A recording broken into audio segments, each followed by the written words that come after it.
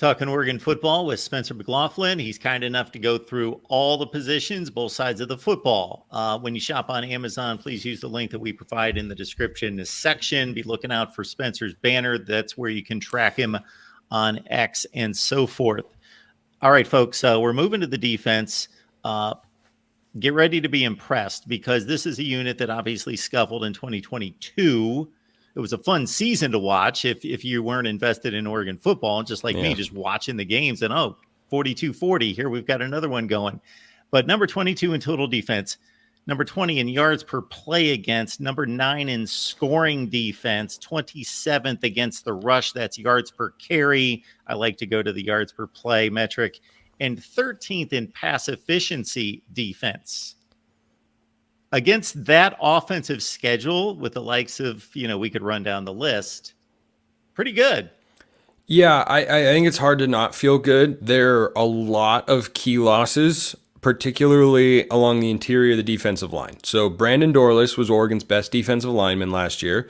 He's gone. He's off to the NFL. He'll be probably early to mid-round draft pick. You lose Popo Amavai, who was a seventh-year senior, Taki Taimani, and Casey Rogers, who were both just rock solid and, had their moments of being high impact guys, but really just high end capable starters. And so they bring in Jamari Caldwell, second team All Big 12 transfer from Houston.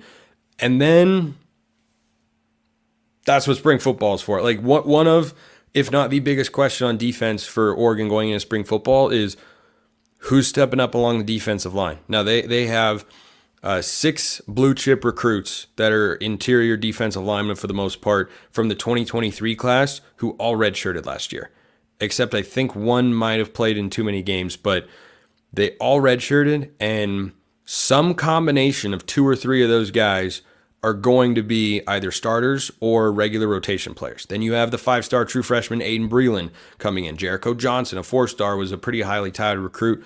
I think he's a little big and probably has to slim himself down to get to his college playing weight, but I think overall it's a very deep and talented but unproven unit on the interior. At the edge position, though, nothing but returners. You've got Jordan Birch at defensive end, Amarion Winston, Mateo Uyunglele, Blake Purchase, and Tatum Tuioti. Those 5 guys were all playing on the edge of the 4-2-5 defensive front for Dan Lanning and Tosh Lupoy, the defensive coordinator, and Chris Hampton, the co-DC and safeties coach. So that position group is going to be the same, but the interior is where the questions come in. Yeah, so as we head to the edge, you talked about Uyunglele, and of course, he turned out to be an impact player right out of the gate. Yep. So you're comfortable with what they've got coming off the edge. It's more about stopping the run in the middle, getting a push toward the pocket at the quarterback's face. Yeah, I think that's where, your defensive line steps up the most is against the run.